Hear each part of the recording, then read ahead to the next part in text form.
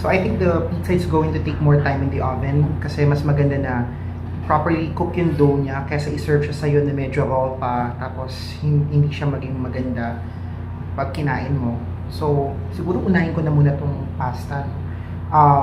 Make sure na hindi mo palamigin yung pasta when it gets served to you. For me, simplicity is actually a key when you have pasta. So mas ano to ngayon. For me, I like yung itsura niya. I'm going to show it. So, yeah, there.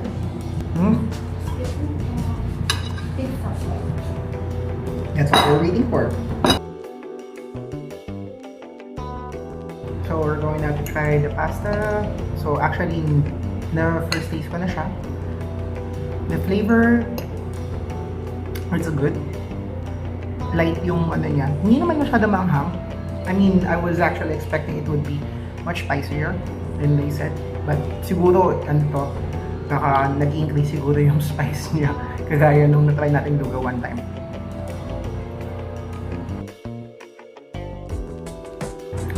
Ayun. Nakuha ko na yung hinahanap kong lasa. I have the set expectation that this has tuyo, so na-expect ko mas malalasahan ko siya. Pero siguro, I just have to mix the pasta more. Eating pasta is actually not the best when you're vlogging kasi you get really messy. May generous servings ng tuyo. Like that. Nag-increment na yung spice niya. So yeah, it's a good thing that they actually serve me water here. And then I also have candy. So shameless plug. Yeah, one of the drinks na I actually enjoyed from childhood. So I'm not an alcohol drinker. I don't like drinking alcohol and I stopped it for a few years now. But this one, it's not alcoholic. So yeah, I can still consume this.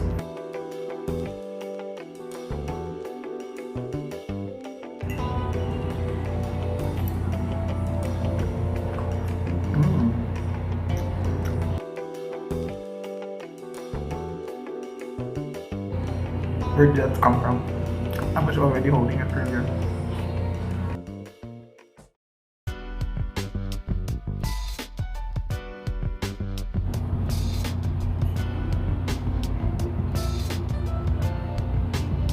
We're going to try now yung Quatro Keso nila.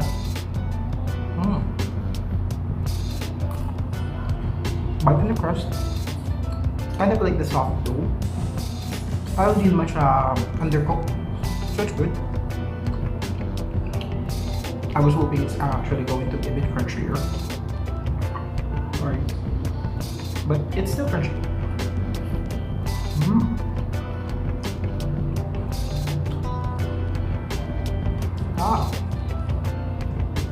That's really good.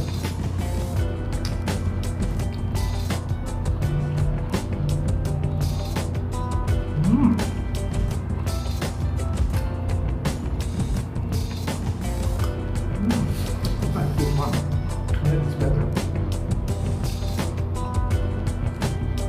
This is really, yeah, I can understand why they say this is one of their best sellers.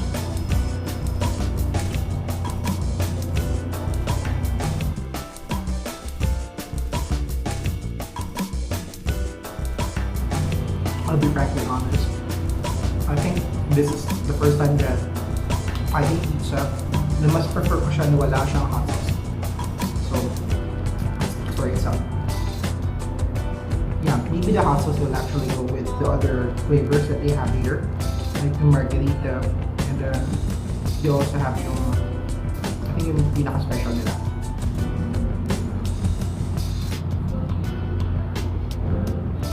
So I'm going to go with the interspice. Definitely hindi sila nagtipid sa cheese yung nilagay nila, which is I'm very happy about. That's the reason why you would actually like to order pizza in the first place.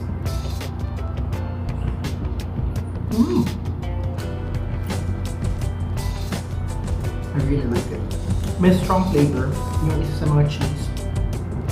Pero the good thing is, nababalance siya ng mozzarella or ng mozzarella. Yeah, and then the dough. It goes along with it. Yeah. Maybe if you want to thin crust, maybe, I'm not sure if you're gonna like it, but for me, I like this book. It feels semi-cooked.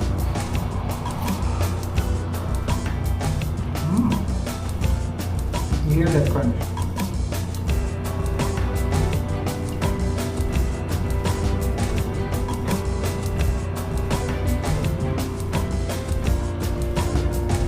So curious about the Quatro Keso that they put here, so we're going to ask later the people who work here or the owners so that they can give us more ideas about the food that they serve.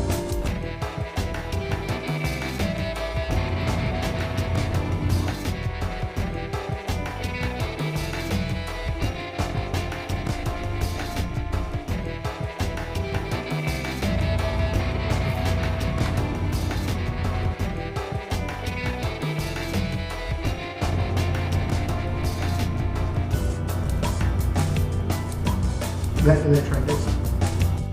So, am I satisfied with the food?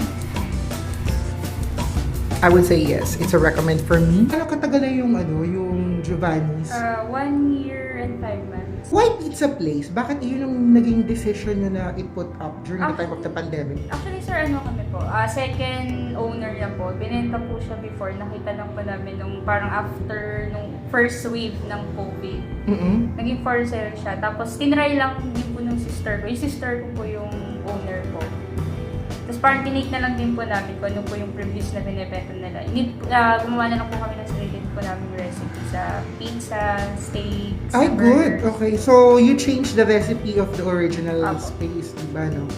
So, ano po yung naging reason po kaya nag-introduce kayo ng Quatro Keso? Was it part of the menu that you actually had dun sa original owner of this place? Wala po. Original lang po namin siya typical kong pepperoni, Hawaiian, meat lovers, house special. Tapos parang after ilang months, may mga nagtatanong po kung meron po kami yung pure cheese lang po, na 4 cheese na pizza. Ang dami po nagtatanong. So parang kami po, yung owner tsaka po ako, nag-came up po kami na parang sige try natin, trial and error lang kung okay po. So yun, biglang nung first try, medyo may konting adjustment po kami kasi parang hindi nagtutugma yung balance po ng mga cheese. Parang may masyado pong matapang, masyadong light. So parang after ilang try po, nakuha na po namin yung perfect ano po niya. Tapos yun, doon na po nag-start na talagang sobrang siya na po talaga yung bestseller po talaga. Yun. Actually, I also noticed that na hindi naman kumbaga, may quality kasing cheese na minsan nagko-complement sila with each other, minsan naman na-overpower yung ibang cheese. But yung cheese po naglalaban po sila masyadong malasa, parang hindi po sila nag-match. by the way, for the viewers, the person that we're talking to also has, meron siyang culinary experience talaga. Nag-aral siya. So definitely, you should try the food here kasi tawag doon, alam nila what quality food is. Yung mismong cheese talaga na ginamit, nalasahan ko talaga yung differences niya. Ano yung ginamit niyo doon? Pizza cheese, mozzarella, cheddar, tsaka parmesan cheese. Interesting. Okay. Pag kumakain po sa labas, parang isip po kung ano yung mas pwede pang pero yung different, different na style po ng pizza. Very good. So you try also food from other places Opo. and then you try to compare it. Yeah. Na different, na parang different attack naman po sa side natin, hindi po masasabing kinaya po sa Why should people try yung pizza nyo dito sa Giovanni's? Affordable po. Mhm. And sabi naman po nung mga nakatikim na masarap naman daw po. I can definitely say na masarap siya kasi tawag doon, naka 5 slices ako in one sitting. Thank you. Mahirap po talaga ngayon sa pandemic mag-put up ng business kahit maliit. Siguro lang po, sa akin kasi po yung quality over quantity. So parang hindi naman sobrang mura pero hindi din po sobrang mahal. Pero dapat po yung taste na masasatisfy po lagi yung customer. Tama. Okay. Sige po, maraming salamat po ulit for accommodating me and make sure po na supportan po natin ang mga businesses this pandemic. So, if you have time, if you get in the area of Cainta, then you might want to visit Giovanni's. Where can we find Giovanni's again? Dito po sa Village East po, meron din po kami, available din po kami sa Foodpanda and Grab po. Okay. So, check Pwede na rin lang. po sila mag-message through page po namin at saka yung details. Okay, maraming salamat po ulit. So,